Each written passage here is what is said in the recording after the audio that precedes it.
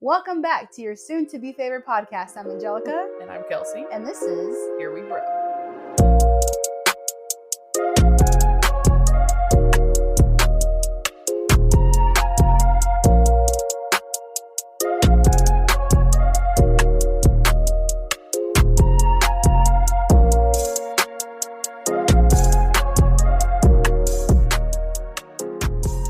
I don't even know. You know he's coming?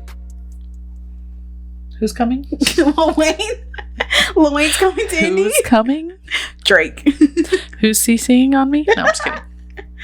I wish it was Drake. That was coming. Girl. I mean, he is coming, but I can't afford his tickets. I can't afford his coming. Somebody buy us Drake tickets. That is not in any way in correlation with the videos that might have come out this week on Twitter. In breaking news, which really, who didn't expect Drake to have a shalom? I mean, it's Drake. Honestly, though, it's alleged because you can't tell for sure that it's Drake in the video.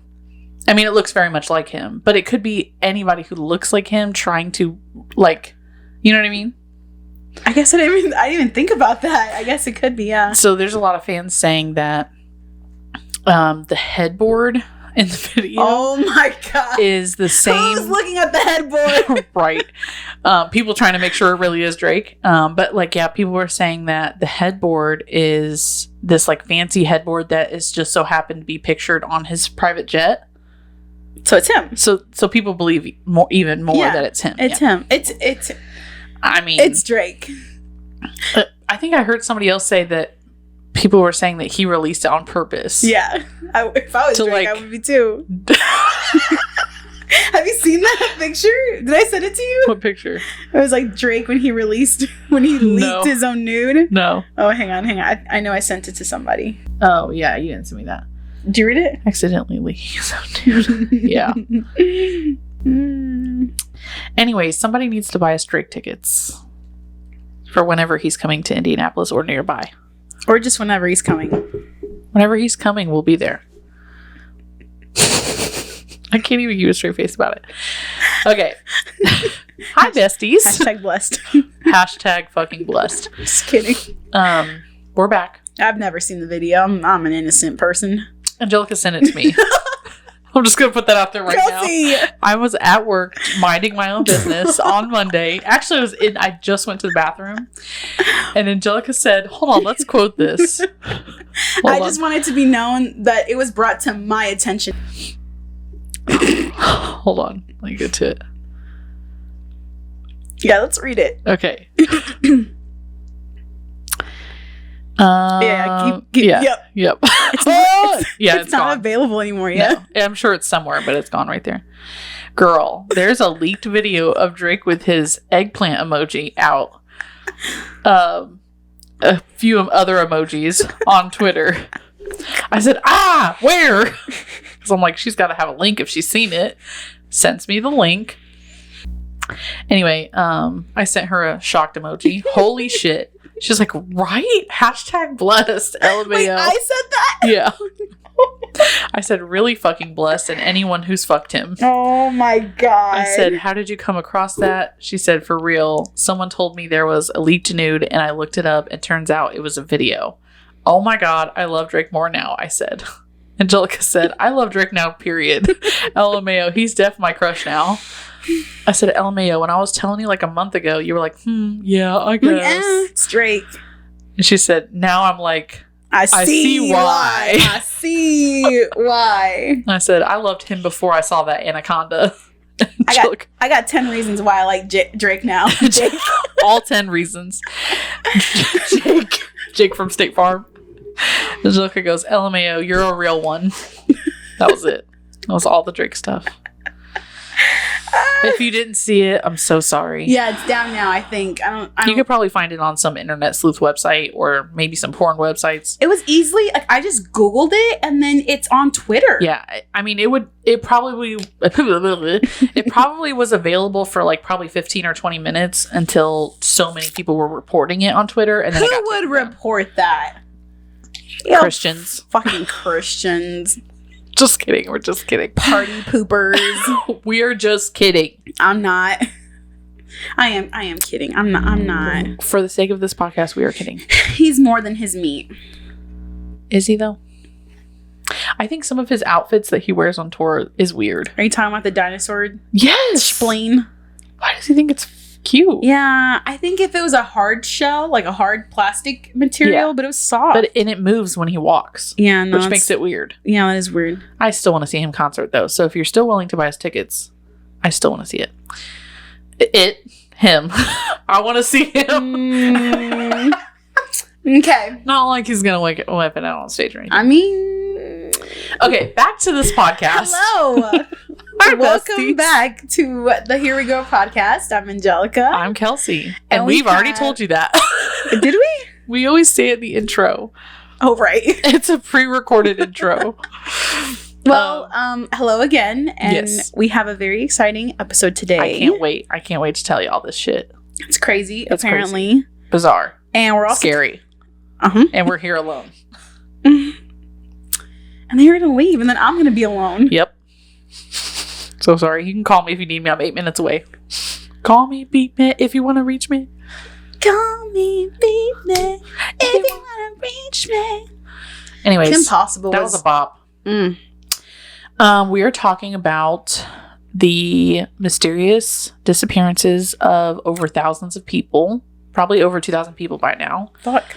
That have happened in national parks across Northern America. Northern America, yeah. Is that what's called? North America. North America, that's what I meant. Northern America is still right, I think. Yeah, but you know what I mean. North America. Yeah. And we're going to talk about some individual cases that are so bizarre that you'll have nightmares about it. Like, it's so weird and bizarre that your mind can't help but wonder and like imagine what has happened to these people. And the reason why they're reported in such a way is because they are so bizarre and they have so many connections to each other that we're like, why is nobody talking about this? Well, there is someone talking about it, and we're going to get into that. And then we're going to talk about some of the conspiracies about what might have happened to these people. And that gets really weird and scary and creepy. So if you like weird, scary, and creepy, you're at the right place. If you don't, you're still at the right place. Stay right here. If you don't, we'll make you a believer. Yes. But first, we have a really good quote of the week that it was a Instagram reel that Angelica sent me earlier this week. And as soon as I heard it, I was like, that's the quote of the week for this week. So we're just going to play the video for you because I think it's worth listening to the whole thing. So. Okay. So it is a video from... Her name is Jess.Attridge on Instagram. Shout out. Attridge. And this is her video. I just read something that's going to completely change your perspective on self-love. It says, your purpose in life is not to love yourself, but to love being yourself.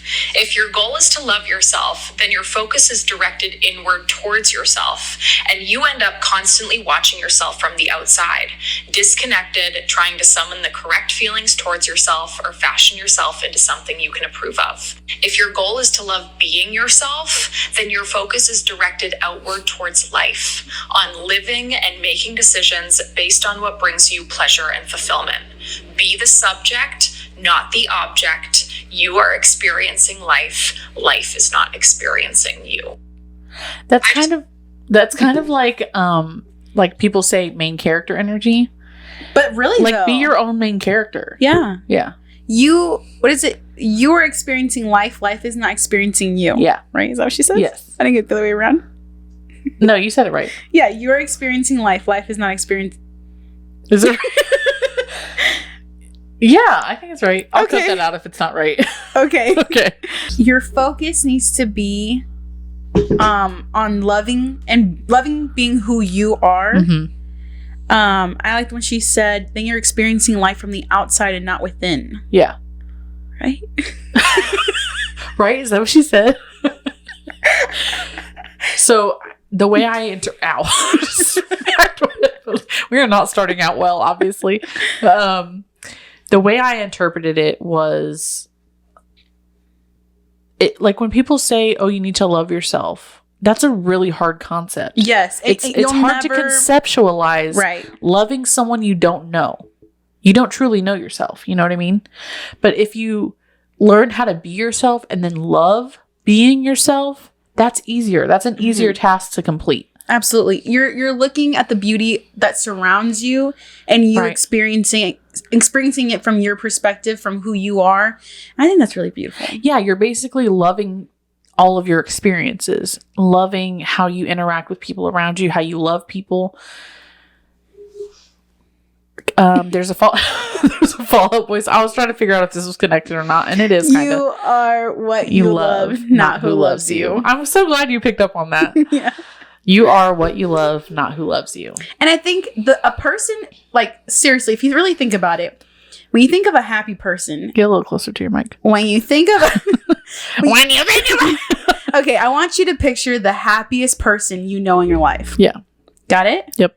Okay. Do you think that they're a happy person because they genuinely love themselves, or because they protrude that love outward? Right? Mm-hmm. That kindness to other people. Right. When you become a kind person to others, you instantly become a kind person. Yeah.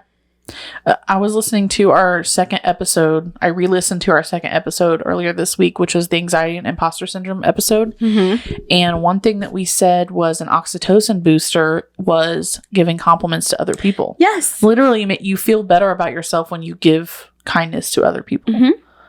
So, yeah. I was just telling a friend of mine how, for me, I'm a person where I didn't grow up hearing the words "I love you," not from my parents, not from my siblings. It just never was a thing. Mm-hmm. But I have since made it a thing, and by telling people I love them, I throw so much love out there that I in turn feel loved, whether or not they say it to me or not. It's just the fact of, like, I know and they know that there's love there. Right. You know what I mean? Well, and it's also like, if you're initiating it, even if you, however you feel about having to initiate it, if you're initiating it, then that creates that space where that love can be. The space. Mm-hmm. Creating the space. Absolutely. Yeah. Yeah. Because if you're always looking internally, like, people say, like, oh, you need to work on yourself, you need to do this. Yes, but you're going to miss out on these people around you. It's like that give space to you. Right. Like, you're so focused on the destination, you're missing the journey. Yep. That's kind of how I understood the video. Yep. Exactly. Amen. It's so, like, multifaceted. I love that word, multifaceted. I said it earlier today. It's the second time I've said it. When did you say it? I don't remember. We were standing in the kitchen. No, we were in here. And you were talking about covering the camera for the video. Oh, yeah, Forgetting to hit record. So multifaceted. It's such a good word, multifaceted. Speaking of the video, if you're not following us on Instagram and TikTok, well, what the fuck are you doing? What the fuck are you doing? Like, what are you doing? Like, you should just go over there and, like, interact, like, help our algorithm a little bit. Yeah. You know the algorithm, right? You know the algorithm? I know the algorithm. Just do the algorithm. And if you don't know the algorithm, what are you doing? At this point, I'm just going, okay, let's pause for a second. When I'm in data entry, there's a pharmacist that sits next to me. She's probably like 2 persons away from me. Like, that's how far we are from each other. And every time she takes a drink of water, I can hear her swallow it. What? Even though she's 2 persons away. And it's not like she's like, she's not like overdoing it. I can just literally hear her swallow. And it's like, every time, like, I didn't want to hear that. I don't want to hear anybody swallowing. Spit it out. Hashtag spit, don't swallow. Okay. Should we get started? Because we have a lot. Well, yes. I have a lot. Okay. Sorry, I didn't mean to throw you under the bus. It's fine. Should we talk about our national parks first? Sure. Yeah, go ahead. Whatever information you have. Let's see here. Let's take a lookie. The National Park Service manages 428 individual units covering more than 85 million acres in all of 50 states. 85 million acres. Can you even conceptualize that? No. Remember when we had that I think it was like an Am I the Asshole story. Oh, And the lady, 14 she owned acres or something like that? I thought it was 100 acres. Oh, I think or something like that. It was something like crazy. triple digits. And we're like, oh my God, how big is that? Yeah. We like did the math on it. Yeah. I mean, even a house like in Indiana or Indiana, let's say Indianapolis. Indiana's a little... Indianapolis? But Indianapolis, a house with an acre on it, that's like a lot. Yeah, it is. That's a lot of land. And a lot of money. Yes. But like 85 million... in all the 50 states, the District of Columbia, and all U.S. territories. And so those are like units wise. I want to know specifically how many parks there were. And there are, don't you start. There are 63 national parks. Okay, 63. 63 national parks. But anyways, so if you're wondering about Indiana's national park, Yes. it is, So the dunes? yes, Ooh. Indiana Dunes. I saw a missing persons case in the dunes. That's what. Or you sent it to me. 3 people, 3 Yeah. women. Yeah. But yeah, so there's a little bit of lamp, and So the national parks is controlled by the National Park Service, which is a federal service that has their own park rangers, officers, special agents that monitor all of the national parks. So it's a big agency. yep, and the top 3 national parks that have the highest search and rescue incidences are number 1, Grand Canyon National Park at 785. And this is between 2018 and 2020, so it's a little bit outdated. Number 2 is And Yosemite. a small amount of time. Because some of my 2 cases years. some of my cases date back to 1930. Oh shit. Okay. Yeah. Yosemite at number 2 at 732, and then I'm not gonna know how do you Sequoia Yeah. Sequoia National Forest. or Sequoia and Kings Canyon National Park at number 3 with 503. something. That's crazy. Since 2013, there have been over 1,500 reports of missing people in national. What are they called? Units? Parks? National parks. I was trying to say Units? my my brain was going national forests, which is kind of the same thing, but yeah. Oh yeah. Yeah. That would consist of the units, yeah. Yeah. Okay. Yeah. And I found out why they're called the crazy. It's not that interesting, but you just let me know. Yeah, we'll get to that. Okay. Because one of the cases happens in the Crazies. Okay. And the largest national park in the US is the Grand Canyon. Yes. Have you been? I want to go. No, but I did find that information out while I was doing my research. Yeah. People like die there. I thought you had been to the Grand Canyon. No. You've been to Niagara Falls. Yes. That's what I was thinking of. Beautiful. Beautiful. Beautiful. On the New York side, right? Yes, on the New York side. I want to go to the side of Canada, but maybe one day. I should go to Canada this year. There you go. I thought you wanted to go to Mexico, though. I do, but my mom says tickets are too expensive. Oh, so they might not go? If Bolin gets rowdy, we're going to just throw him a wheat thin. No, so. but now that he sees the wheat thing, Yeah. he's going to get rowdy for them. Yeah. But anyways, go ahead, Kelsey. Okay. You talk. You go ahead. You tell me. You lay it on me. So this whole thing, this whole topic came from some documentaries I watched a little while ago, like maybe a couple years ago, called Missing 411. So that's why you've seen Missing 411 on all this research you've done. And there are also like somewhere between 7 and 10 books written by David Paulides. I'm always going to mispronounce his name because everybody pronounces it differently. He wrote 7 to 10 books about the same thing, Missing 411, which is these mysterious, bizarre cases of people going missing in national parks all across North America. So this guy, David Paulides, he is a former police officer.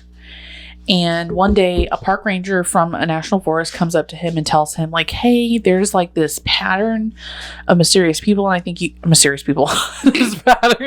this pattern of people mysteriously going missing. And I think like somebody should be looking into this.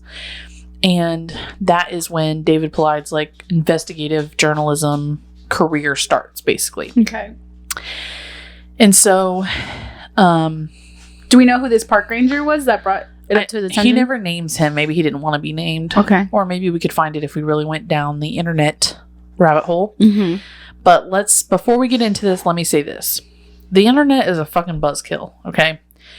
I ran into so many podcasts and videos about this topic where people are just picking apart every story and trying to discredit David Paulides. And I actually listened to him as a guest on a podcast, and he says very strictly on this podcast that he does not pretend to know why these people went missing or to try to start conspiracies. He has said, like, he is very strict about not saying, oh, well, I think it was this or I think it was that. He's just unless saying he the knows facts. factually. Yes, he's just saying the facts. Unless he knows factually that there's evidence that points to something specific, he's not going to start that rumor because he wants these families of these people who are missing to have the respect and the dignity that they deserve. That's very respectful of him. Right. So this whole missing 411 situation is not a conspiracy. This is a pattern of people going missing under bizarre circumstances that should be looked at, that the National Park Service should be keeping track of and should be looking at, but they're not. What people on the internet are coming up with might have happened to them. Those are the conspiracies. So these cases we're talking about, they're not conspiracies. These are actual, like, things that have happened in the investigations. So I just wanted to get that straight. David never takes a stance on what is happening. But there are conspiracies. Okay. He starts this investigation. He uses the Freedom of Information Act, which, if you don't know what that is, in 1967, the Freedom of Information Act started, and it provides the public the right to request access to records from any federal agency. So that's basically saying any federal agency that's funded by, citizens, we have the right to request information and get that information from that federal agency. I've always wanted to request information, but I never knew how. Is there like a website you go to? I'm sure there's like a form you send in, and they can deny it, but they have to have a good reason to deny it. So he formally requests lists of missing persons from the National Park Service. He wants to know, give me the list that you have, the records you have of missing people that have gone missing in your national parks in Northern America. And they come back and they say, an attorney comes back and asks him, like, what do you want this information for? Like, for the record, what do you want this information for? And David's like, I'm doing research. I'm an investigative journalist. I'm trying to get information on why this is happening to people. And I just want it for information. They deny his request and say that they don't have lists of missing people. They don't keep records of that. Huh? The National Park Service, a federal agency with over how many acres of land? 63 million. Sure. It was like 63 million acres of land. Does not keep records of missing people. 85 million. 85 million. Does not keep record of missing people? This Are you list insane? Does not exist. This list he's asking for does not exist. So, one thing he mentions in that podcast I was talking about was, if you go to the National Park Service website, they have a list of all the movies that have national parks in them.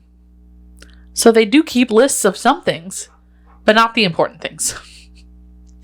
Wait, hang on. Yeah. Something that I did find, if you go to the nationalparks.gov website, there is I bet because of this, because of him, there is now a list of missing people and like the last whereabouts and pictures of them, and like, if you know this person or have seen this person, please call blah blah blah. He did say that now that there are some on there, but he says that usually they're only people that he has like broadcasted that, Oh, okay. Taken interest in, basically.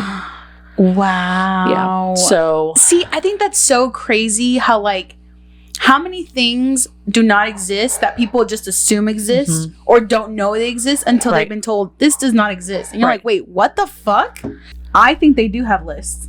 I think they do have all the information. Yeah, I think they want us to think that they don't have their shit together. Yeah. Well, people have said that, like, this is bad for business. Like, people are not going to come to national parks and donate money to these national parks if they're afraid of going missing while they're there. Exactly. But you should be afraid of going missing, especially after we talk about the cases that we're going to talk about today. You should be afraid of going missing in any national park you go to. It's insane. The number of people that are going missing is too high. Like, it's too high. Now, some of these cases are normal, everyday, gone missing type of situations where later they're found dead from natural causes, or they have mental health disorder. Explained reasons. Yes, explained reasons. But a lot of these ones that we're talking about. Lynn. Yeah. I think... Because how would that benefit them that we have all this information readily available to us? Yeah. It wouldn't. It wouldn't. It would hurt them. That's what I'm saying. Yeah. Like, it's not that they want just like other parts of the government that don't want to give information that would hurt them. Absolutely. Yeah. Yeah, I think I want to turn towards you a little bit more. Yeah, too. I'm like, oh, I can't see you. Okay. can't see you. I can't see you. Hopefully we're still in frame. Okay, so after they deny his request, he comes back and he says, okay, what will it cost to pay your agency to make this list? Like, He got money? No, he doesn't have money, but he wants to know. A large. He wants to, like, keep poking the bear to see what's... What? Wait, what? I missed it. Just move on. Oh.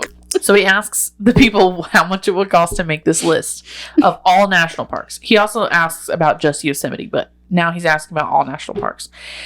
They say $1.4 million. Okay. How do they come up with that number? They say that they need to pay an analyst $65 an hour to compile this list. Wow. And then David comes back jokingly and says, well, I mean, I could buy you a laptop with an Excel spreadsheet on it. Yeah, and, bro. That's and literally get an what I'm intern to thinking. do it for free. Literally, bro. I Yeah. mean, it's going to take some time. It'll take time, but it's not going to cost $65 an hour. Hell no. It doesn't need to be an analyst. It's just No. information compiling. It's a list. Yeah. Literally a list. It could just be names and dates missing. Yeah. That's all it needs to be. Yeah. So, What the fuck? yeah. So somebody pointed out when in some of the videos I was watching, somebody pointed out like how harmful it is that the National Park Service isn't keeping this information. Mhm. In this day and age, information is our like Gold. Every time someone goes missing in the same area as them, use that last person that went missing to learn new things about this person. Like, this information can be used to find other people, and we're just wasting that information. It's just down the drain, literally. It's like a blueprint. Yeah, exactly.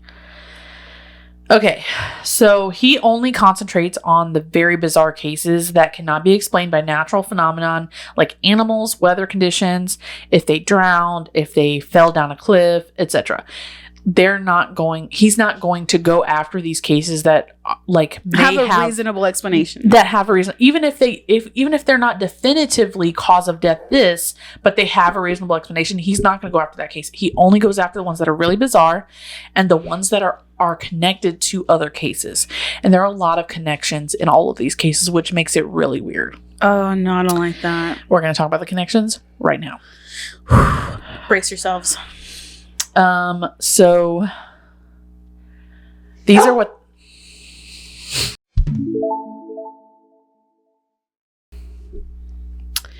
So here is the list of consistencies that they call profile points. Connections. The connections, right? Yes. Okay. So in all or most of the cases, there is a point of separation. So this could be like someone looking away.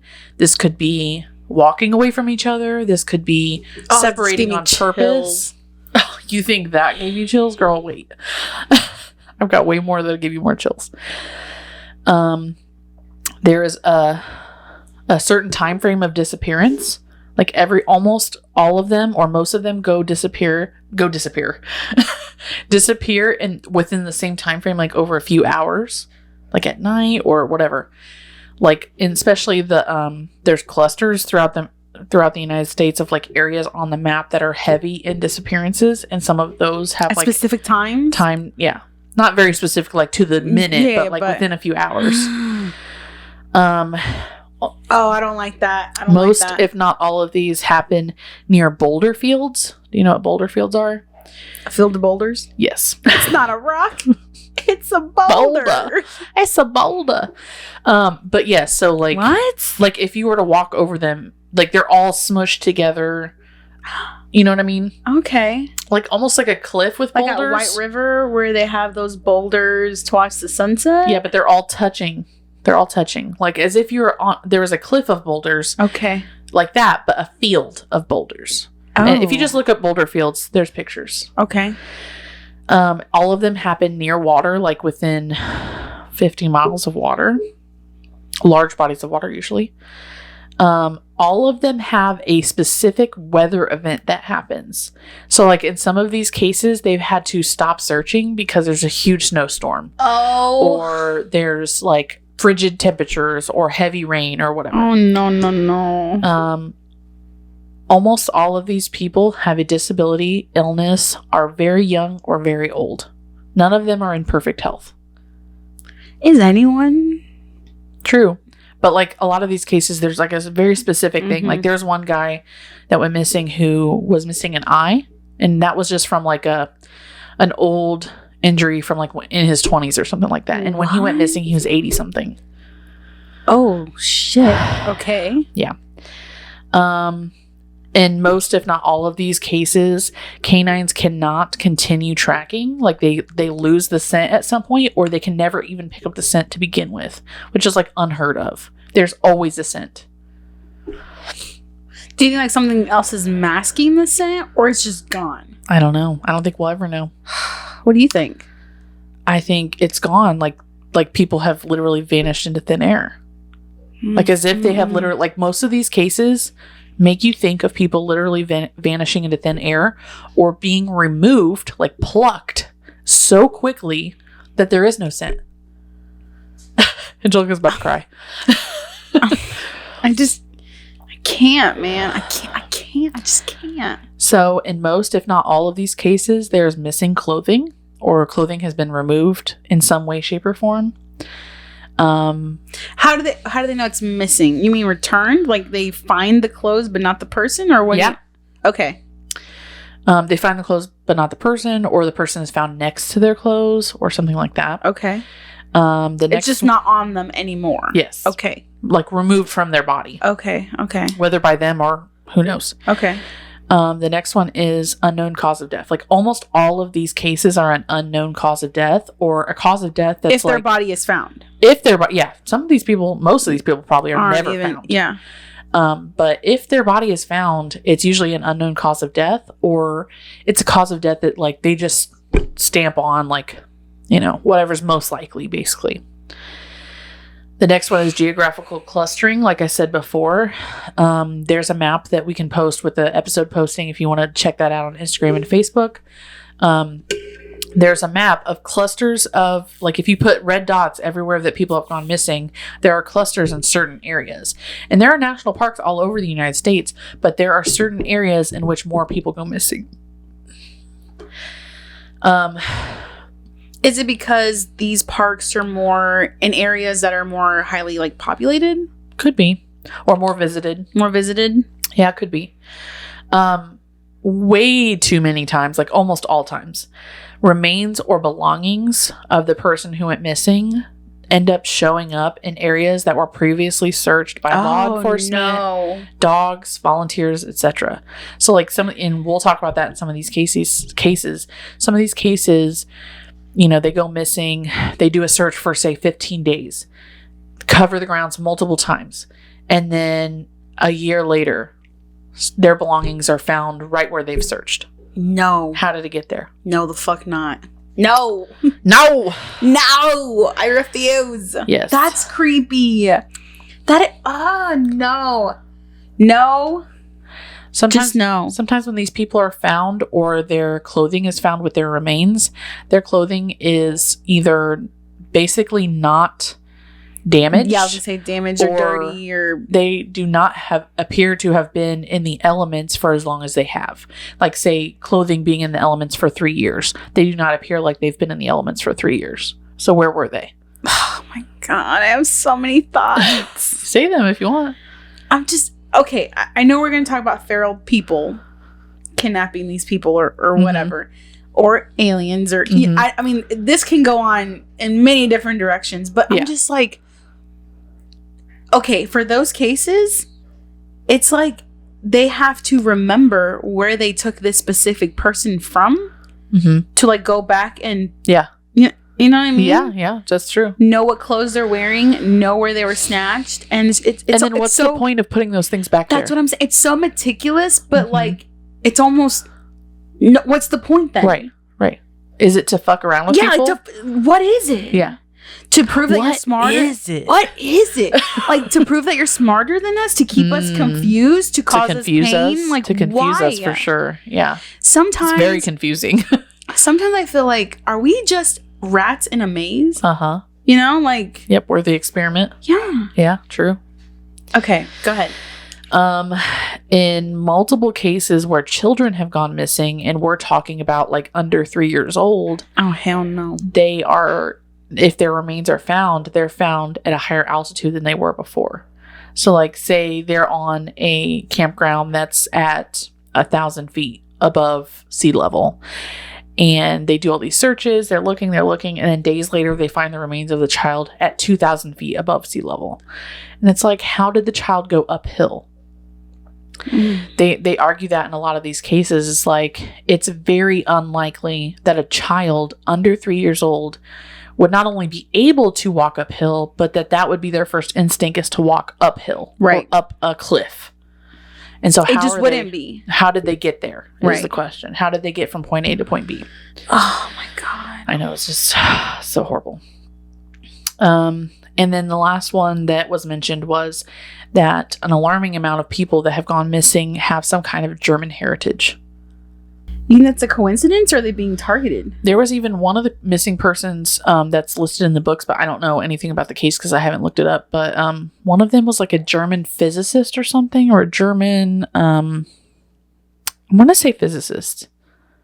Yeah, like a very smart scientist of some sort. Okay, let's get into these cases. Strap on your big girl boots, because it's about to get crazy. All right, the first one we're going to talk about is Dennis Lloyd Martin.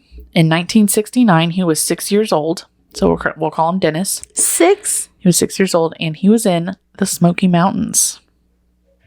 I knew that would freak you out. It was Father's Day weekend. He was with his father, grandfather, and maybe brother. I missed that part. But it was like a Father's Day tradition that they go and camp for Father's Day. There are other people nearby in other campsites, and all of the kids from other campsites are playing with each other. They start to play hide and go seek, and later on, Dennis's father will say that he was watching the kids play hide and go seek, and not because like he was like watching for their safety, but he was like really on them, watching them.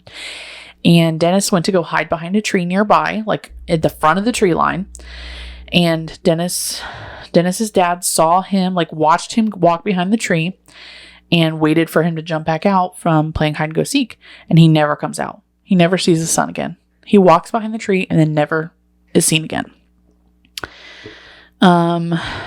They run around almost 2 miles looking for him, and then they call the cops. That makes no fucking sense. How do you see your child walk behind a tree, go towards this tree, and just gone? Just gone. Absolutely vanished. How the fuck? Yeah.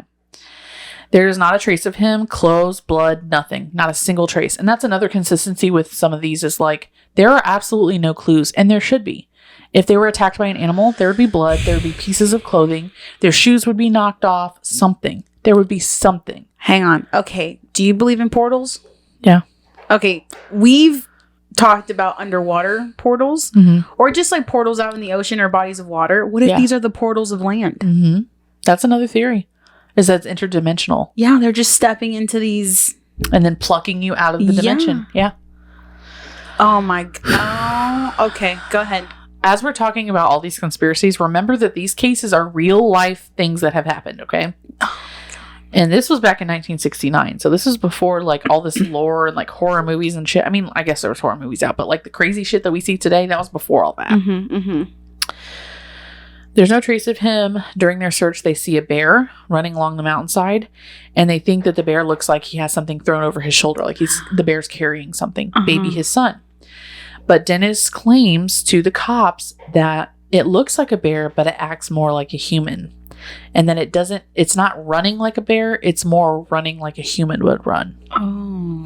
But the cops do not take this seriously. Dennis is never found. No remains have ever been found for Dennis. No clues have ever been found. He's been missing since 1969. That was mild compared to some of the ones I have in here. Wow. Could you imagine? I'm so sorry, but like, could you imagine taking your kids on a hike, beautiful hike in the Smoky Mountains, and then having to leave without them? Yeah. Yeah. There, in the Missing 411 documentary, I believe it was the Missing 411 Hunted, there's a story of a little kid who goes missing, and the dad talks about how painful it was to come down the mountain without his son. I can't even imagine. Yeah. Okay. Oh, I somehow scrolled all the way to the bottom. That's a lot, Kelsey. It's just the stories. It's just the stories. All right, the next one is Keith Parkins. This was 1952, so a little bit before the last one. He was 2 years old. He was playing with his siblings outside Ritter, Oregon. This is the one you talked to me about earlier. He was playing with his siblings outside Ritter, Oregon, outside his own family home. They were called in for lunch, but Keith was nowhere to be found. They call authorities. They're all looking for him, full-fledged search, cops, dogs, everything. They searched they found several hours later into the next day footprints that could be for a 2-year-old. They go on for miles, but they don't find anything. No other clues. The next day, sorry, that was the day before.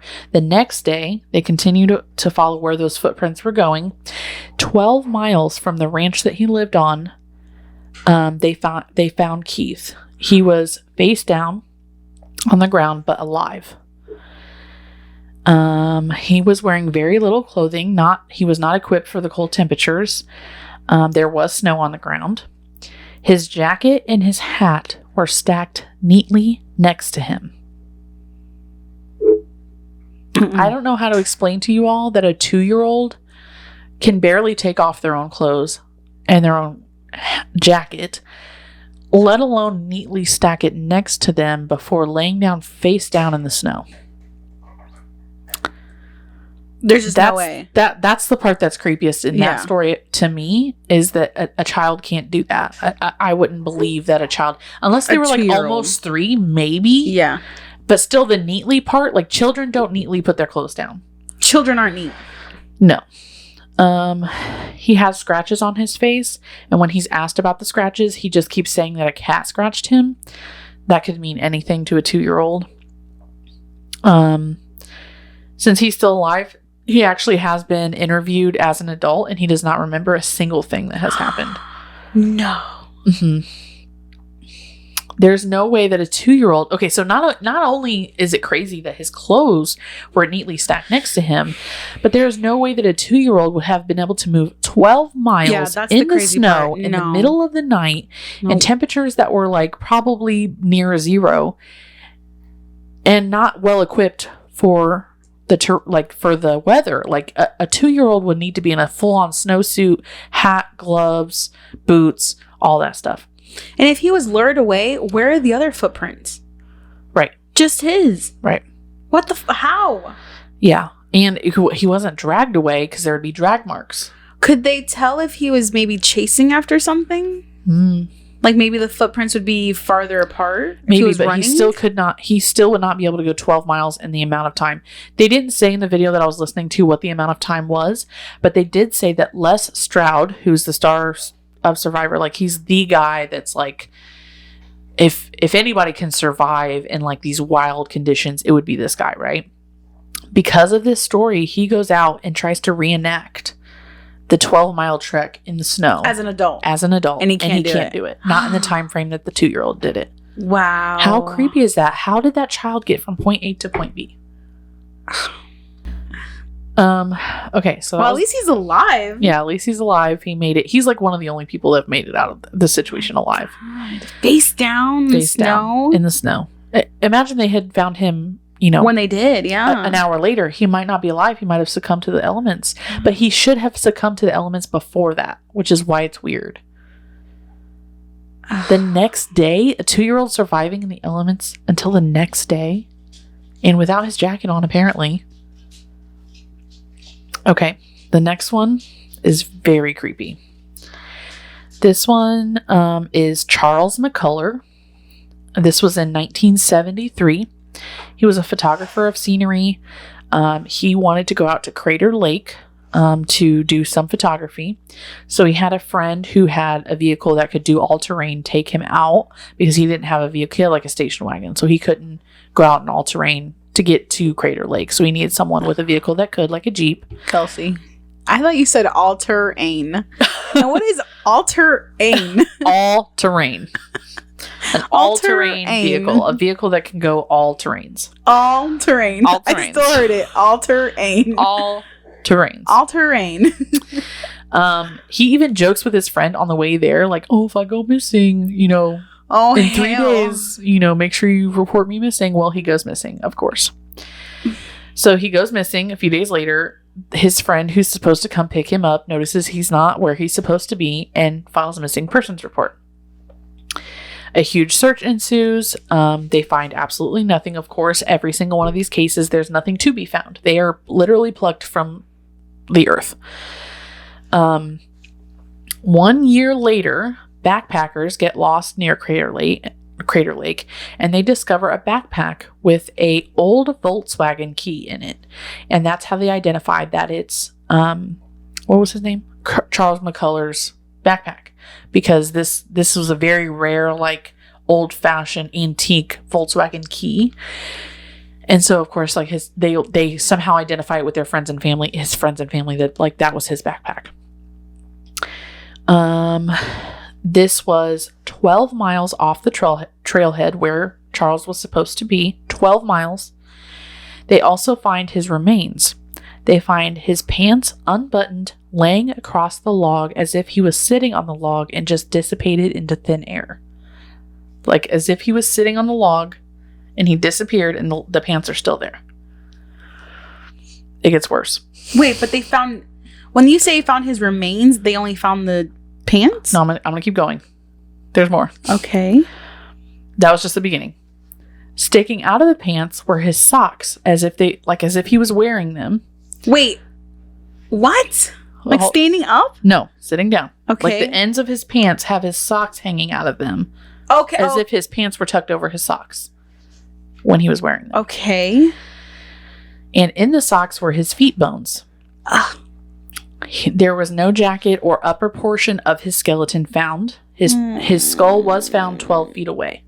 But between his skull and his feet bones... Feet bones? No other parts missing? No other parts of his skeleton were found. Just his head and his feet bones. And his pants and socks. And his feet bones were in his socks. Yep. I can't. He's missing his boots. His head is detached from his body, obviously, because the rest of his body's not there.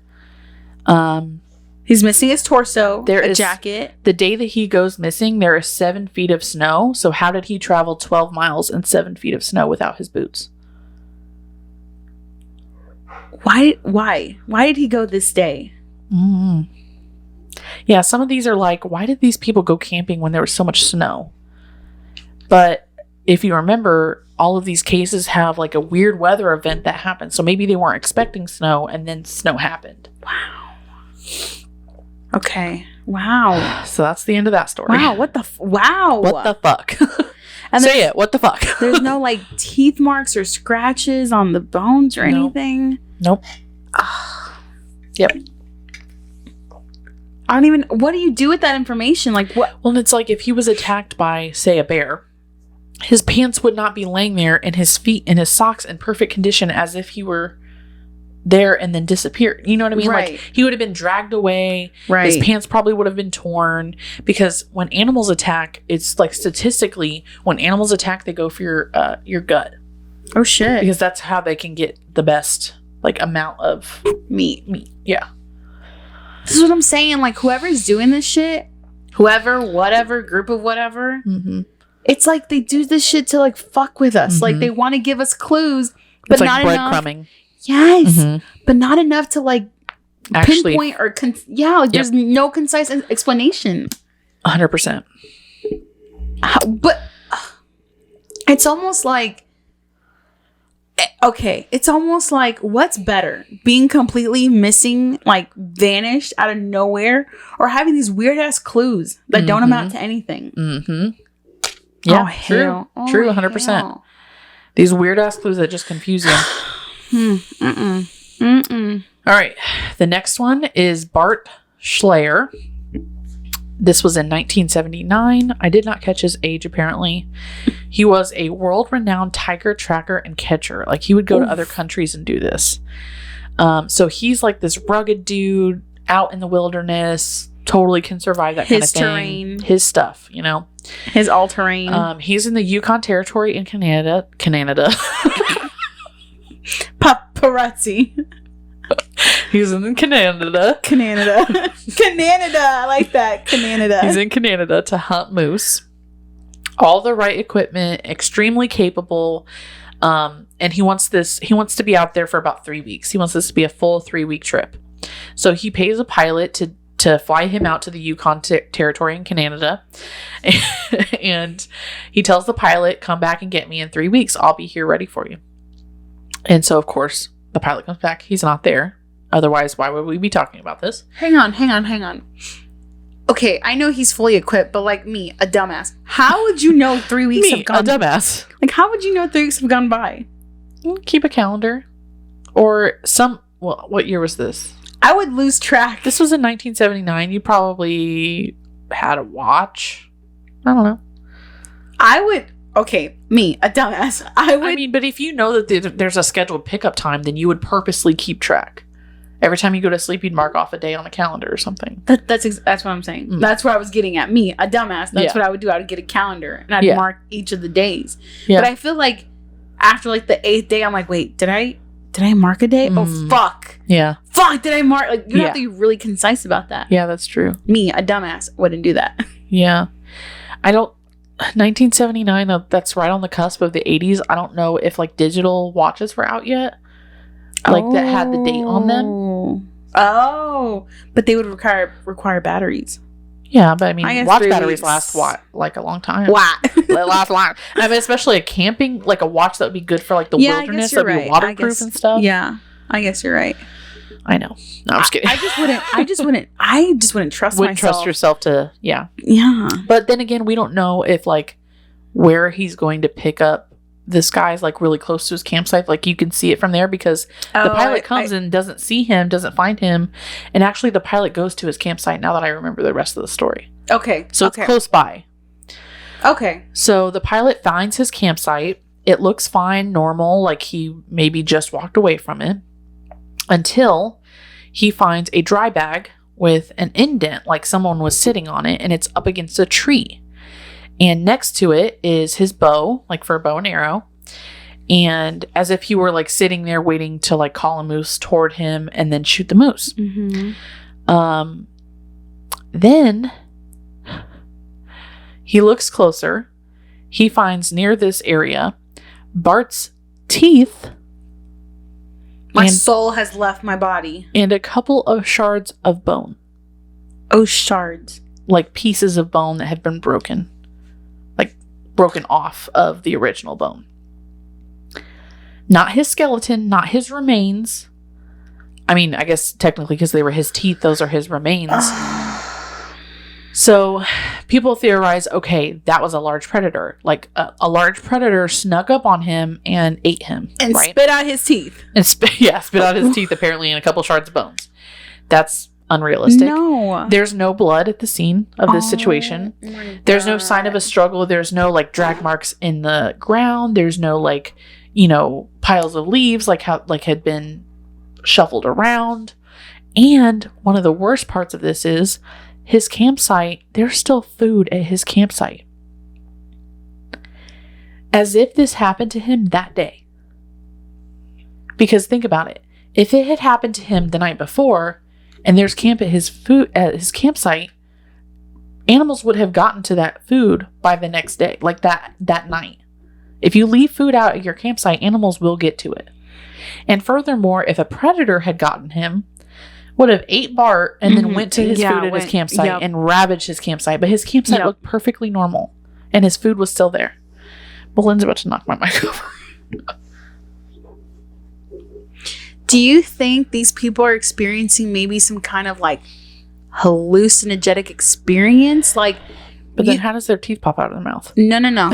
I was going to say, what if they're experiencing something and they themselves pull their own teeth out and then just walk away? There would be blood. Their teeth look perfectly normal when they're found. Maybe he washed them in water. Maybe. Where'd the other shards of bone come from? How do they know they were his bones? I don't know. They could be anyone's bones, really. They're just shards. Oh, yeah, that was the end of that case.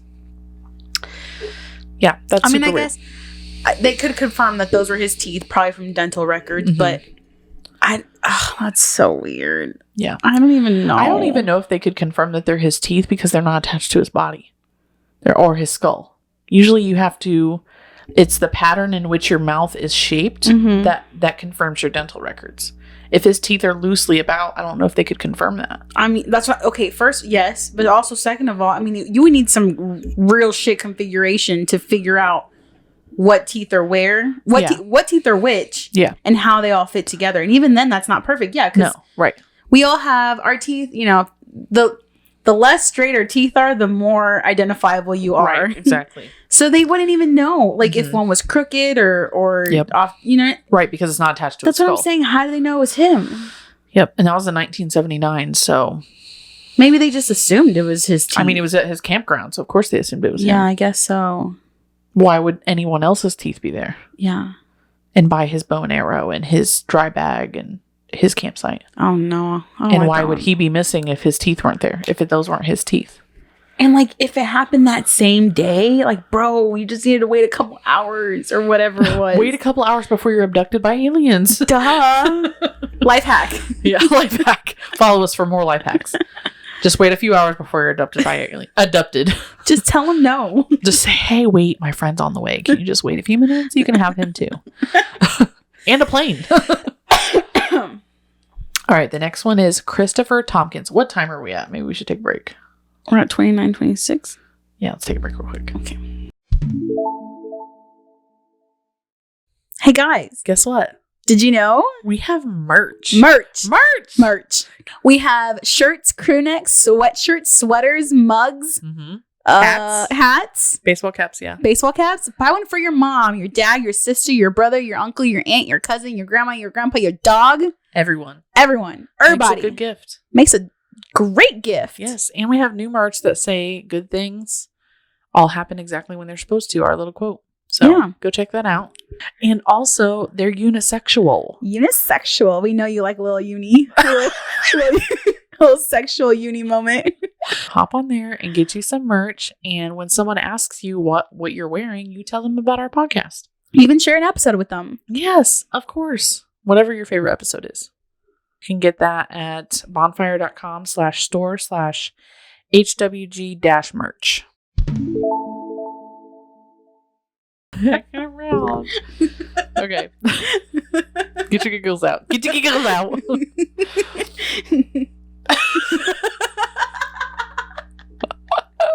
Guys, you should know that we laughed so much before recording the podcast today that we've had to fix our makeup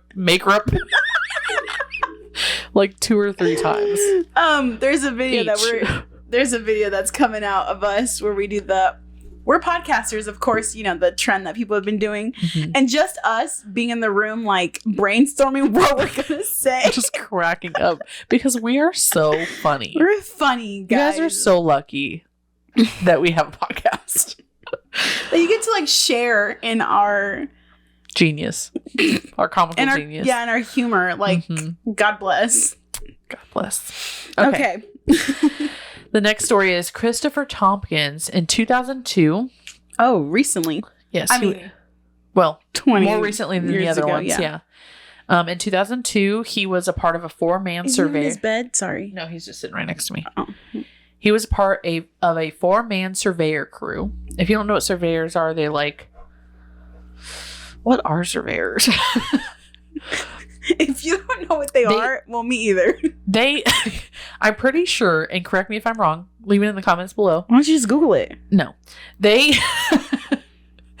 They are the ones who like set the limits between like properties. Like this is this property and this is the other property. Like the property lines. Okay. And then like for instance, Oh. when my job moved, they split the address into 5 suites, and instead of giving them suite numbers, they give them their own addresses. And so we have to have surveyors come out and like record that information so that USPS will like identify us as a separate address. Okay. That seems legit. Yeah, it was something like that. Okay. So they were in Harris County, Georgia. They were walking along a road, and they were kind of like in a single file line walking down this road. I don't know if that was a part of their job, but that's what they were doing. He was 4th in line, and the guy that was 3rd in line would later tell the police that he kept checking every few minutes to make sure that guy was still in the back, like just to check on the last guy in line. And he checked on him. He was there. So they go back to where he would be, and to see if Christopher was still there.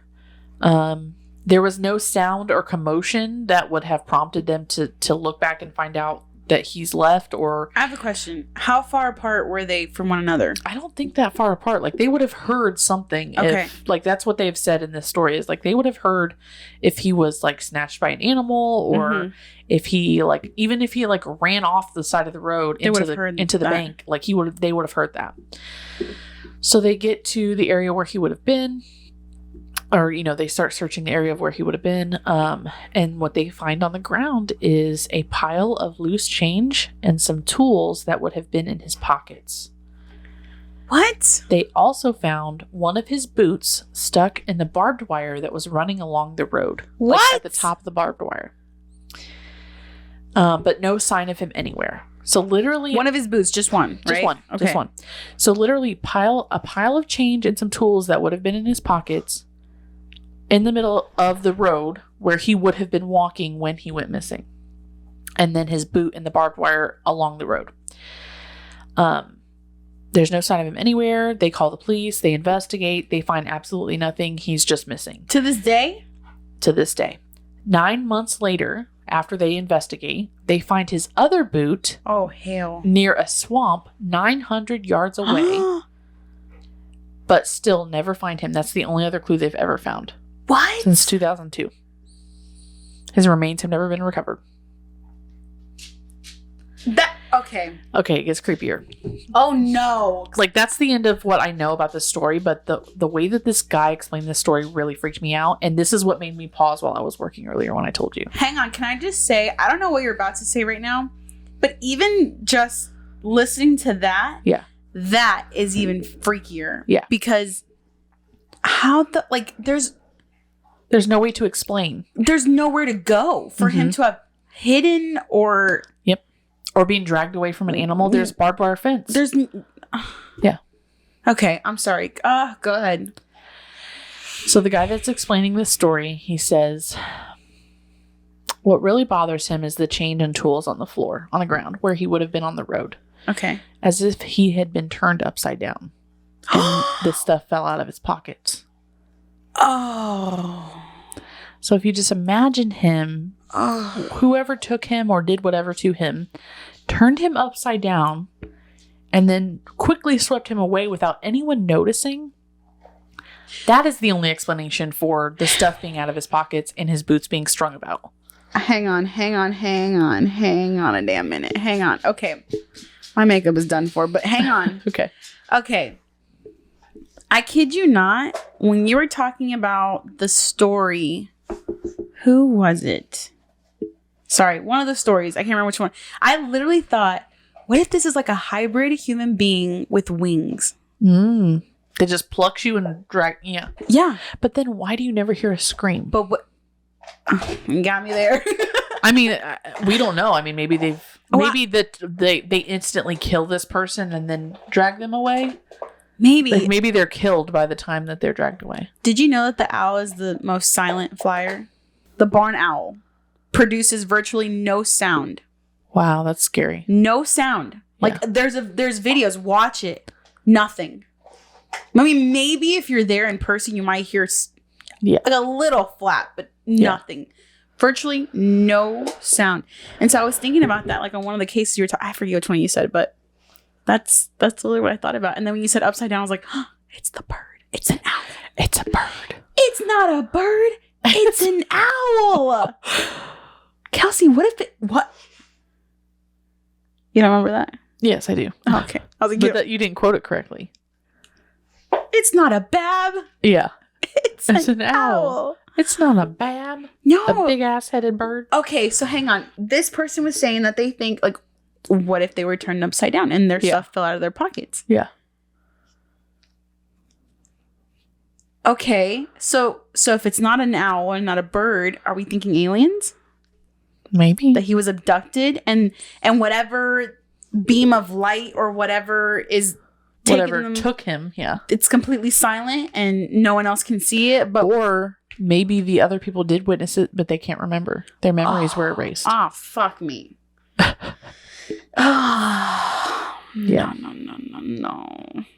Maybe the same could be said about the child that went behind the tree and never came out. He was abducted by an alien and no one remembers it. That could be in every case then. Yeah, that's true. Every case that had other people around. Yeah.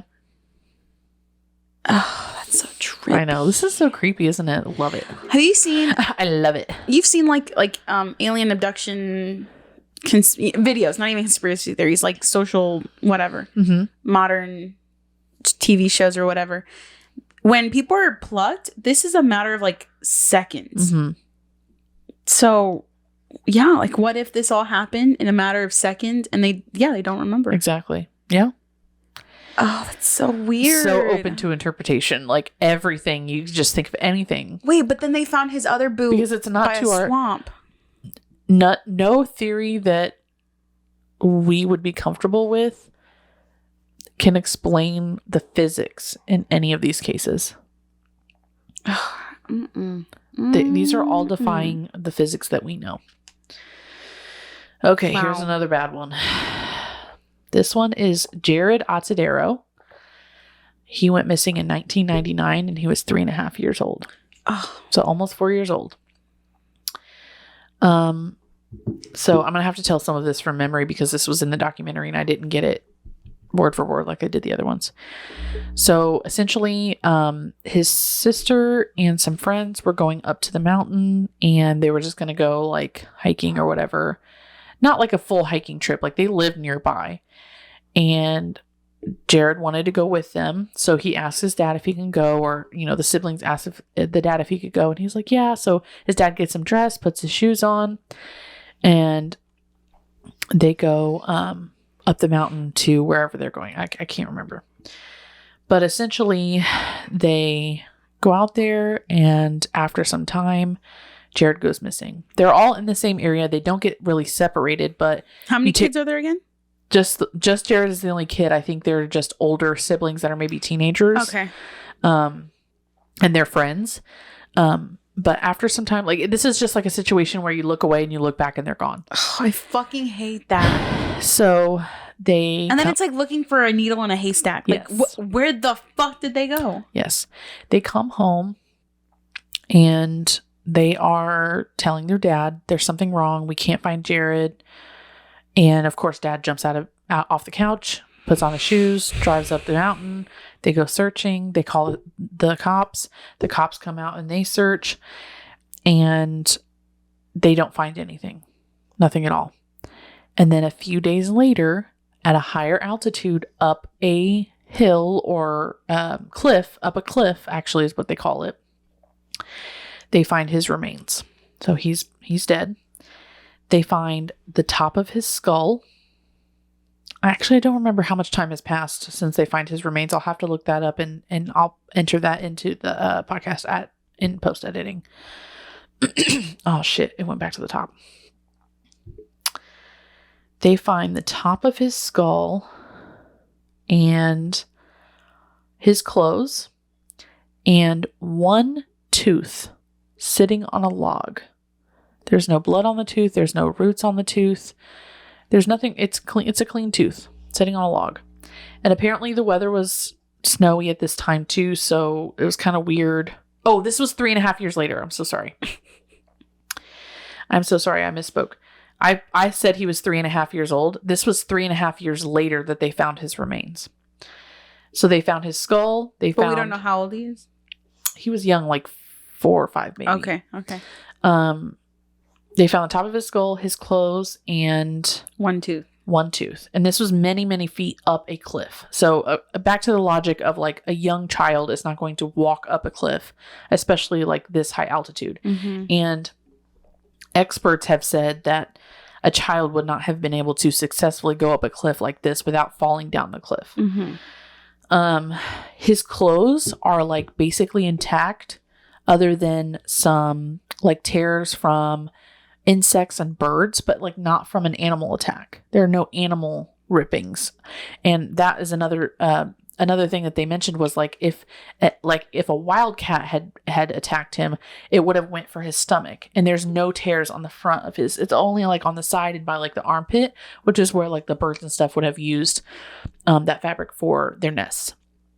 And then his shoes, they did not have scuff marks on them. Like if he was being dragged up the cliff, they would have scuffs on the front where the toes are. Experts have looked at his clothes and his shoes and have said, these do not appear to have been in these elements for 3.5 years. It appears like they were indoors for 3.5 years. What the fuck? And then why the tooth? Why the tooth? Oh my God. I'm telling you, they're fucking with us. The tooth really freaks me out. Going back to the young children are found at a higher altitude than where they were missing. Mm-hmm. Again, a bird hybrid. Yeah. Yeah.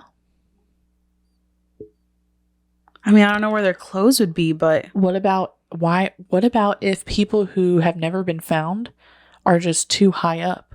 Like they can't be found because people can't access them. What do you mean? Like they've been taken all the way to the top of a mountain or something. You know what I mean? And those are the people that have never been found. No. There was something else I was going to say about this case, and I forgot what it was. Oh, his pants were actually found inside out. Oh. Like perfectly inside out. Not jumbled up, balled up. Perfectly inside out. An animal's not capable of doing that. Not any animals we know, anyway. And when you see, he shows the remains on this video. It's on Missing 411 The Hunted, I believe. They show his remaining clothes, how they were when they were found 3.5 years later, and you can tell that his pants are almost in perfect condition, and they're found inside out.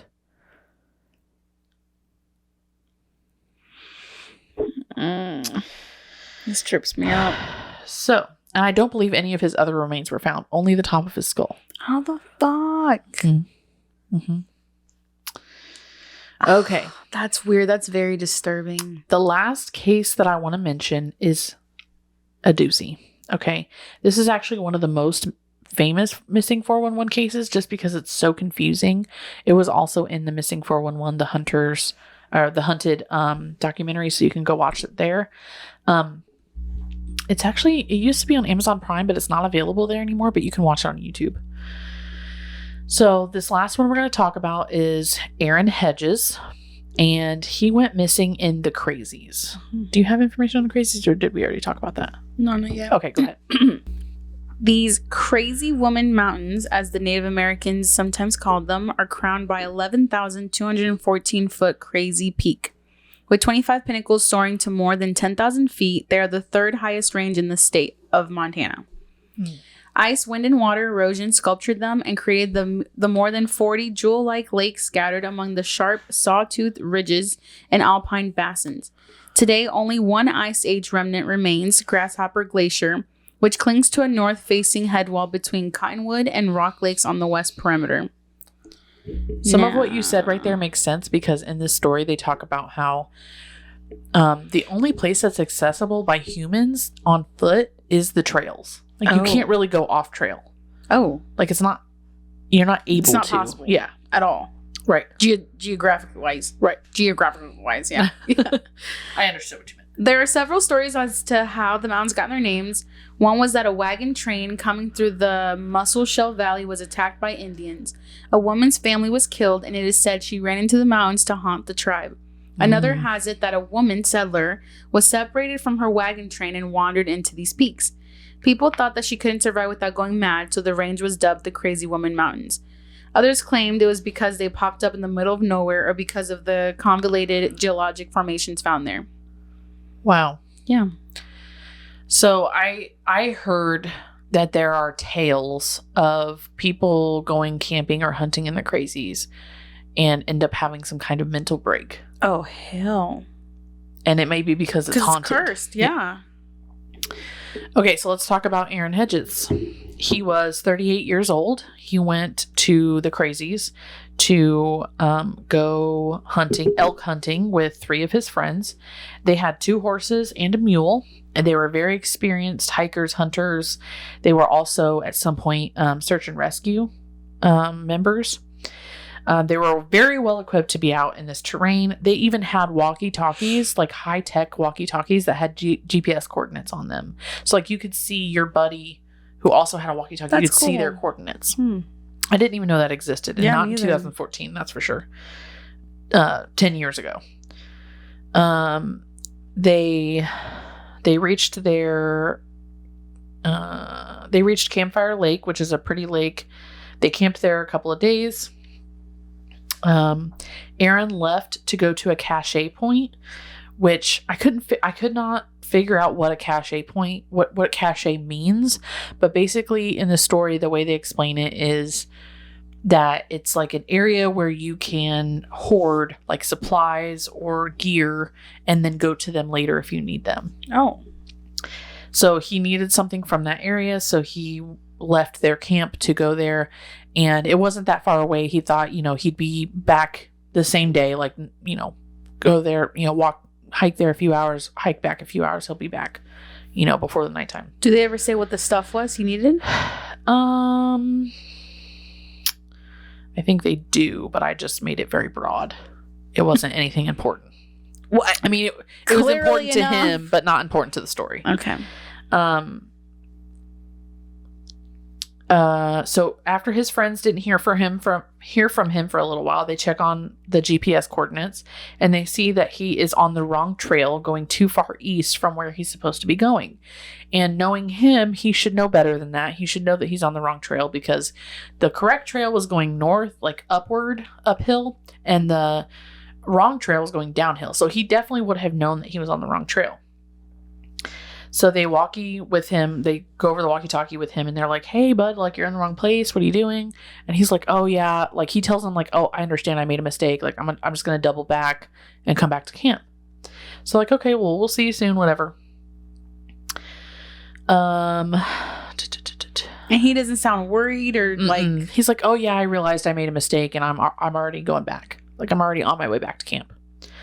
So by nightfall, he's not come back, but their friends are not really worried because they assumed, like, he took too long and decided to camp out for the night. Like in a lot of movies where they're camping, if they're on foot for too long and it gets to nighttime, they camp because it's safer to camp than to continue being on foot when there's wildlife out there. So they waited till the next morning, and by the next morning, he was still not back. They spent almost all day looking for him, and that evening they called the sheriff's department to report him missing. 2 counties ended up searching for him. 2 county sheriff's departments ended up searching for him, and they didn't find anything. Of course, why would they? He was plucked out of the earth. They actually had to slow down the search because of a huge snowstorm that happened during their search. They had to like slow it down and like back off of some of the ways in which they were like helicopters and stuff like that, because the weather was too bad and some of the people couldn't be on foot if the weather was too bad. 2 days later, a woman with her canine, so probably one of the canines like the sniffing. Yeah. Tracking canines. They find Aaron's boots. They also find a water bottle and a campfire pit. And in the campfire pit was the remains of some of the straps from his backpack, but not the backpack itself. And they were burned, like that he burned them. What? His belongings were found 5 miles continued in the wrong direction. 5 miles from where his GPS coordinates were when they said, hey, you're going in the wrong way. And he said he was going to turn back. He continued 5 miles further in the wrong direction. Mm-mm. He said that he was going to double back, though, from where he said he was going to double back. These items were not found 2 days earlier when this area had been searched previously. Oh my God. At this point, they're theorizing that he was in hypothermia. One of the beginning stages of hypothermia causes you to undress. Oh. Did you know that? Mm-hmm. You feel like you're burning up from the inside out. So then you undress because you feel hot, even though you know you're cold. And it starts to like mess with your mind. Over 15 days, they tracked his scent 5 miles further east, but then lost the scent and couldn't find anything else until 9 months later. 9 months? 9 months later, some ranchers up in the Crazies, they find an orange hunting jacket, a backpack with his ID, a gun, and some food inside. What? Up against a tree. It was found up against a tree, like as if it was placed there. Oh no. What's weird about the food in the backpack is if he were out there like trying to survive, that food would not be still in the backpack 9 months later. Right. He would have used it at some point in the first few days that he was missing. Mm-hmm. They also find his bow and arrows and his thermos with the lid next to it on a rock as if he had just sat down to take a drink. Oh my God, what? Okay, so let's unpack that before we go further.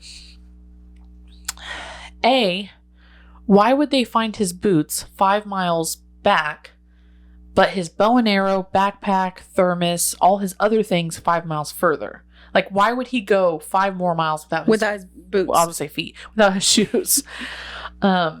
Whoa. Then the thermos with the drink, where he sat on that rock to take that drink, if he did, it was like an overlook onto the ranchers that found that information, their ranch. He was there in front of civilization. If he was lost, if he was trying to out there trying to survive, he could have just walked down to that ranch and gotten help. And I'll mention this now because it's not really important later, but later they find his cell phone. So he would have had his cell phone at that moment. He would have had service if he was close enough to this ranch. Why wouldn't he have called for help? Or made any phone call? Because he was losing his mind. Mm-hmm. Or something. Oh my God. Did they find his clothes? We're going to get to that. Okay. So yeah, less than a mile away, you can see downhill is the rancher's family ranch. If he was lost and looking for civilization, it was right there. He would have seen it. Because of this, because they found this stuff, they launched another search, but nothing else was found. That was the only thing that was found, the stuff that the ranchers found. Then, a year later, so nothing else was found for a year. A year later, some other ranchers, dude ranchers, they find a skull under a tree. They have figured out that, well, after they call police, they figured out that they have found Aaron's remains. All of his bones, except for his feet, all of his bones on his skeleton, except for his feet. They also find another jacket. So he was wearing multiple jackets. They found another jacket, and that jacket had his cell phone in it, which is what I had said previously. He arguably would have had a signal when he was sitting on the rock taking a drink, looking at the ranch, but did not make any calls. He was found 11 miles from his last known location and 6 miles from where they found his boots. Wow. And very close to civilization. Wow. Okay, so they found his boots 5 miles away from his campsite. Mm-hmm. And they found his boots 5 miles from where his GPS coordinates showed his friends that he was when they walkie-talkied him and said, hey, you're going in the wrong direction. And he said he was turning back. 5 miles further than that is where they found his boots.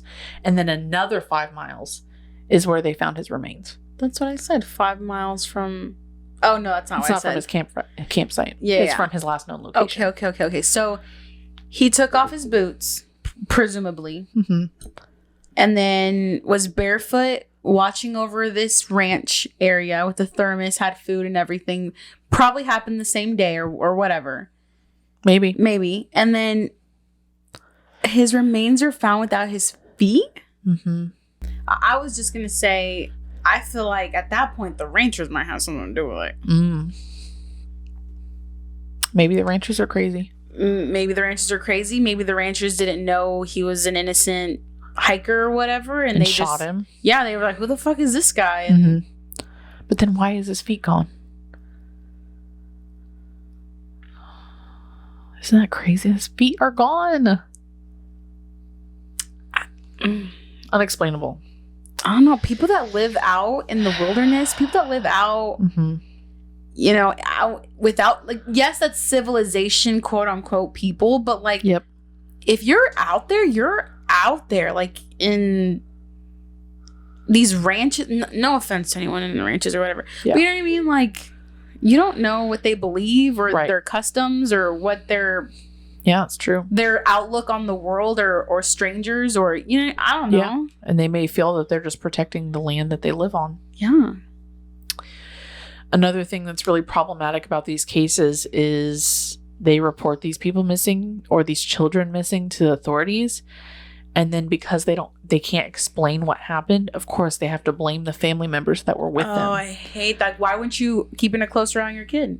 Not only that, but they accuse them of murdering them and getting rid of the body or having something to do with their disappearance.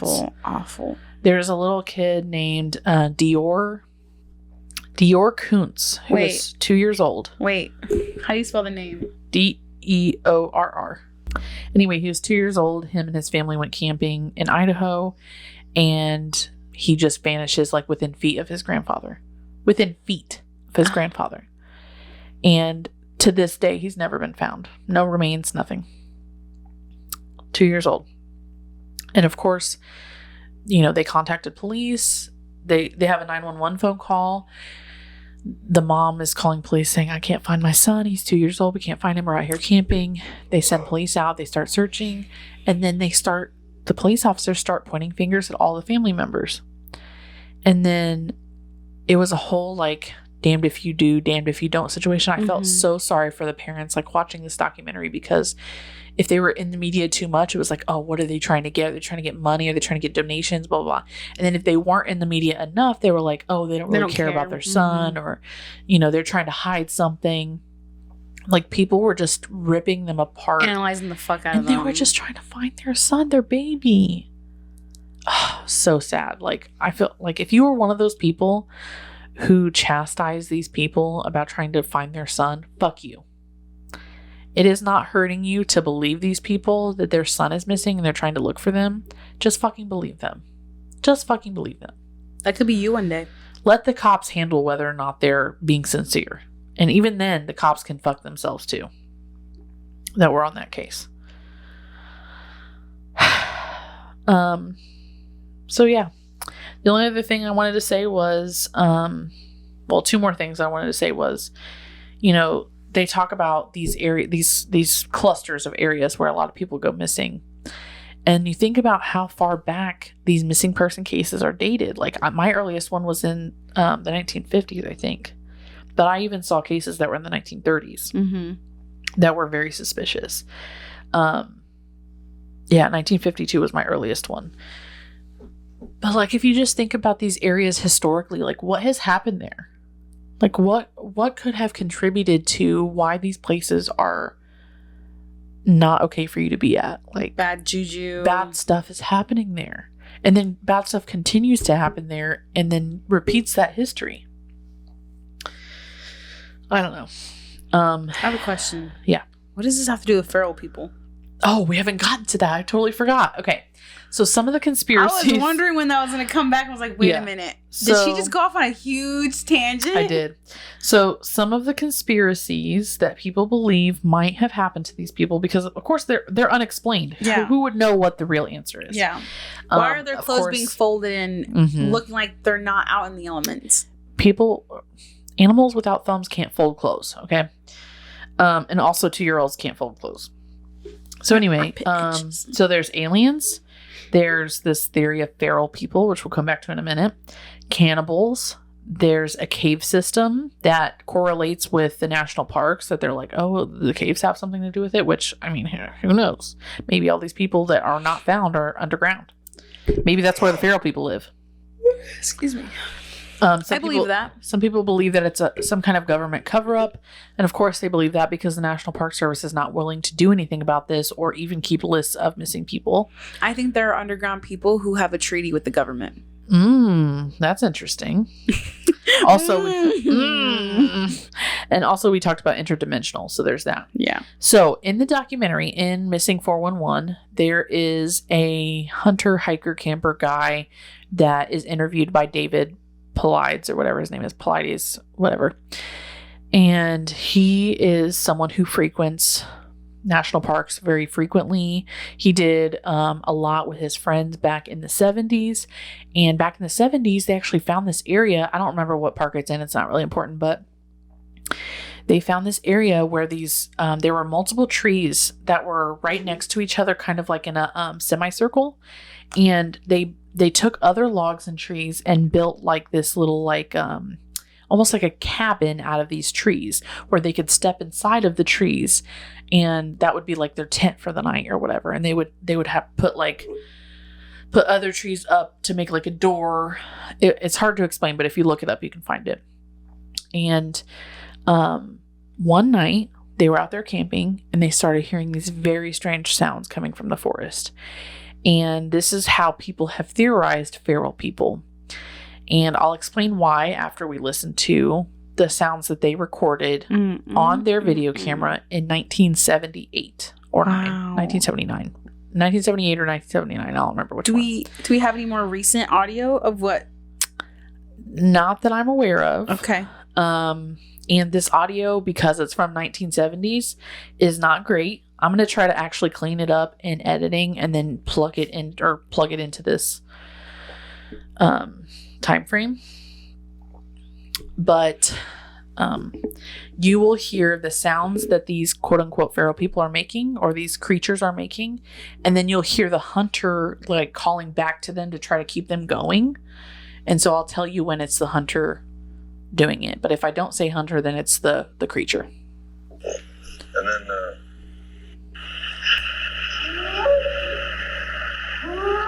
it gets worse.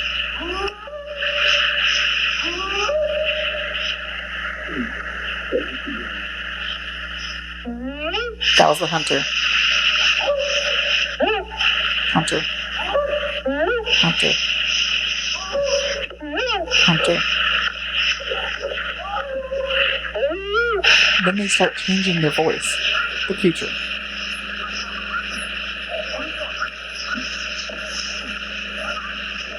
there's two of them across the creek at the big rocks. The hunter.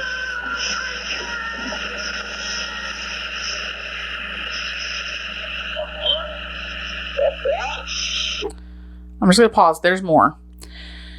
When it kind of started to sound like, what's it called? Bobcats. If you've ever heard of bobcat. I think we've done it on the podcast before.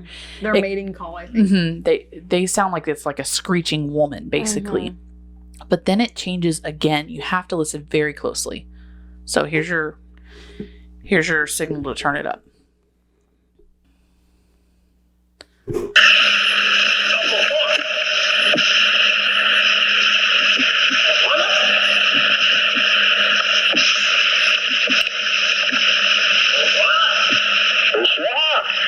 That was the hunter that said. Right there, they changed their voices again to sound like humans. So at first they were doing this sound. Then they sounded like bobcats, and then they sounded like humans. It's like they were going through their library of the sounds they know how to make.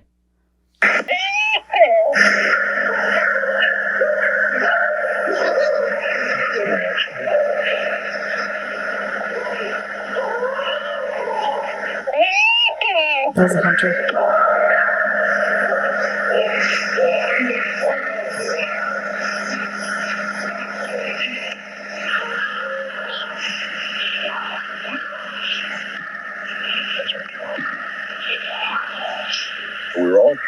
maybe I can shoot her way out. Does this have visual? Yeah, it was just the camp around them, and it was in night vision. You can't see anything? Mm-mm. Okay, my first thought is some kind of wild dog. Okay. Howling. But that doesn't explain the then bobcat sounds, because a dog couldn't make that. And then it sounds like a human, and then at the end it sounds like almost demonic, like Let me see. sounds. I need to see this. This says on screen, this is from the documentary. Ron and his team wanted scientific validation of the sounds they experienced at the camp. They submitted their tapes to Dr. R. Lynn Curlin, professor of electrical engineering, University of Wyoming. The analysis revealed that the sounds were made by a creature physically larger than a man, based on pitch and sound, height estimated between 7 to 8 feet tall. Fuck no. There was more than one creature recorded.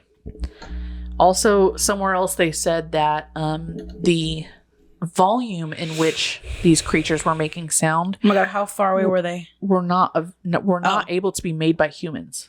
Like, we cannot project Our that voice, high of yeah. a sound. The format frequencies found were clearly lower than human, and their distribution does not indicate that they were a product of human vocalizations or speed alteration. It also concluded that the tape shows no indication of being pre-recorded or re-recorded. And keep in mind, this was recorded in 1978. Wow. So there's no way they could have faked this or altered it in a way. So these same guys, they continue to go camping out here. They love this place so much that they continue to go camping out here. I could never. But he asks in the interview, what else have you seen out here? What else have you heard? He goes, we hear weird sounds all the time. Like, there's one time we were in the tree hut thing, and I swear to you, I could have heard a car door shutting right outside of our tent. And he's like, we're miles and miles and miles from a road, from a car. There's no way I would have heard that, but it was a very distinct car door shutting. So it's almost like mimics. No, you're freaking me out again. It reminds me of that time we accidentally I have shit ourselves. goosebumps right now. I literally have goosebumps. This reminds me of Skinwalkers. You said we almost accidentally shit ourselves. We accidentally scared the shit out of ourselves. We didn't shit ourselves. We accidentally shit ourselves. Wow. And then he also said that they would see lights in the sky, like UFO. And he said then there was one day that he was out there with his girlfriend or his wife or something, and they saw a floating long orb, and they do a dramatization of what he describes on the documentary, so you can see what he means. Mm-hmm. But he's like, this floating orb of light that was maybe 3 feet long, just floating across the tree line and then disappearing. It just goes to show you, you have no idea what's out there in the forest. Literally no idea. Literally no idea. So, what do you think? Is your mind blown by this topic? You're like, my mind is something. I'll tell you that. I'll tell you that for free. What if there are uncivilized people out there who study us or study hikers or hunters or whatever, and they do experiments on us, and that's why they abduct? And they're not sure, they know it's a bad thing that they're killing us, but it's oh, but you can have the clothes back, I guess, if you want. Oh, here's the teeth. Yeah. Here's the top of the skull we didn't use. Whoopsie daisy. Yeah, that's... And then, them trying to mimic the voices. What if they were just having a conversation amongst themselves, and then that hunter started chiming in, what the fuck? That's not one of our people. Right. That's a human. Yeah. Let's Okay. try to match it. Let's try to, yeah. Yeah. And they said it was more than one creature. It was not one creature making those noises. But the car door... that's weird. That is so weird. So weird. I have some statistics. So this is out I don't remember what date these statistics were taken, but this is out of 1,127 missing people over the national national parks in North America. Northern America. Yeah, Northern America. 853 males have gone missing and 274 females. Holy fudge. That's a huge, huge margin. 75% male. Still though, over 1,000 people. Yep. Wow. And you would think, well, hang on a second. Uh-huh. I feel like men go hiking more often.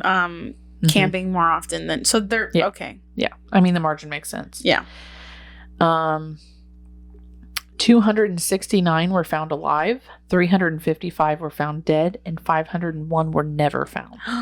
So like half. That is the consistency that we're talking about here. Half of these people that go missing are never found. Oh, and after extensive searches for days on end and other hikers going in the same areas, how are they never found? Wow. Vast majority of those found alive were minors. 247 out of 268 of the people found were minors. That's interesting. That is very interesting. It's like they have not much use for them. Yep. Young men between 18 to 24 years of age were found dead much more often than the rest of adults. The elderly have the highest rate of not being found, 81%. Women, both minors and adults, are found more often alive than their male cohorts by roughly 10 to 15%. 417 victims disappeared in the afternoon between noon and 8 p.m. and 205 in the remaining 16 hours of the day. Bad weather adversely affected 381 search and rescue missions.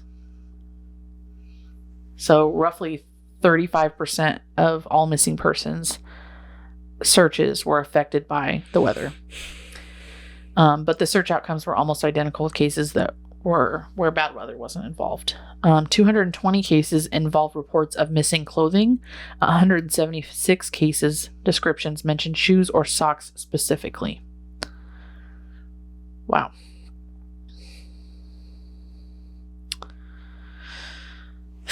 I'm glad I ended with those statistics because they were interesting. No, sir. No, sir. No, ma'am. I think we'll end it on that because no, ma'am. I hope you guys enjoyed this episode. I really enjoyed delivering it to you. Angelica looked at the topic list earlier this week to try to find something, and she goes, feral people? Because I had put that on the list.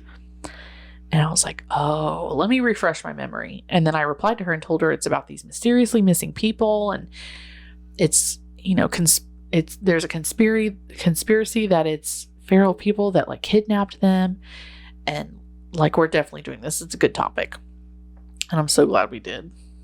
I was kind of worried that we didn't have enough cases, but I think we had just enough of the good bizarre cases. And there's still so many out there. Oh yeah, I mean, over 2,000 people missing to date.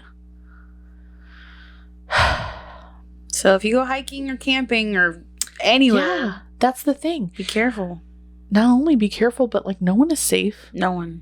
Somebody takes an eye off of you for 1 second and you could be missing. Yeah.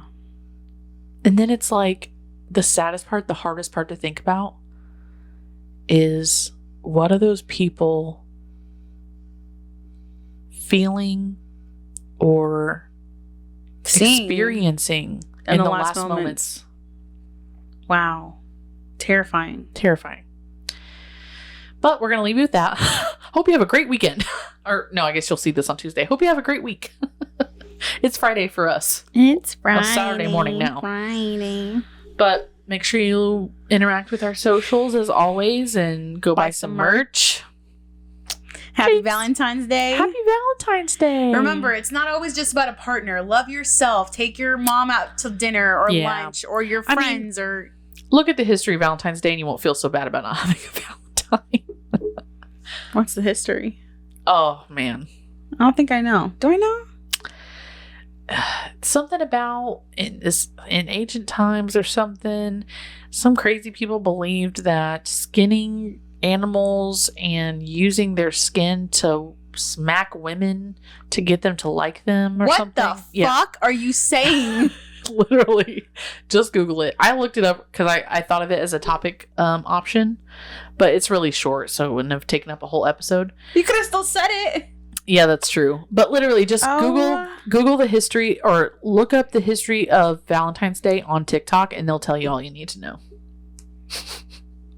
Something about skinning animals and slapping women. It just makes me want to fall in love. Why do you think we wear red on Valentine's Day? The blood. Oh, shit. And then there's like St. Valentine's Massacre or something. I don't know. What? Yeah. Anyways, we're going to let y'all go because it's getting late. Okay. So, have a good one. it's been Here We Go podcast. Goodbye. Bye. I was supposed to say we're out. It's okay. My bad.